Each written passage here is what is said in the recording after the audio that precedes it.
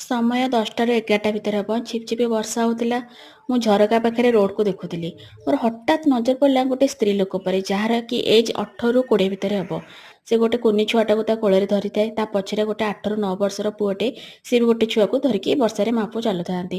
ତାକୁ ଦେଖି ମୋ ମନ ଗୋଟେ କଥା ଆସିଲା, ଆମ ପାଖରେ ରହିବା ପାଇଁ ଘରଟିଏ, ପେଟ ପାଇଁ ଖାଦ୍ୟ, ପିନ୍ଧିବା ପାଇଁ ବସ୍ତ୍ରଟିଏ ଅଛି। ହେଲେ ଆମେ ସେତିକିରେ ସନ୍ତୁଷ୍ଟ ହୋଇପାରୁନେ। କାହିଁକି ନା ଆମକୁ ଆହୁରି ଭଲ ଦରକାର।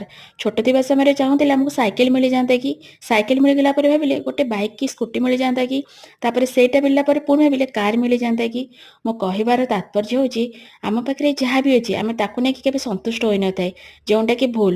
ଆମ ପାଖରେ ଯାହା ବି ଅଛି ତାକୁ ନେଇକି ଖୁସି ରହିବା ଦରକାର। ଅନ୍ୟମାନଙ୍କ ସହ ନିଜକୁ ତୁଳନା କରିଲେ ଆମ ପାଖରେ ଯାହା ବି ଅଛି ତାର ମୂଲ୍ୟ ଆମେ କେବେ ବି ବୁଝିପାରିବାନି। ସେ ସ୍ତ୍ରୀ ଲୋକ ପାଇଁକା ଖାଦ୍ୟ, ରହିବା ପାଇଁ ଘରଟିଏ ନିହାତି ଦରକାର, ଯେଉଁଟାକି ଆମ ପାଖରେ ଅଛି। ସେଥିପାଇଁକା ଆମେ ତାର ମୂଲ୍ୟ ହିଁ ଠିକ୍ ସେ ବୁଝିପାରୁନେ। କ'ଣ ସତ କହିଲି ନା?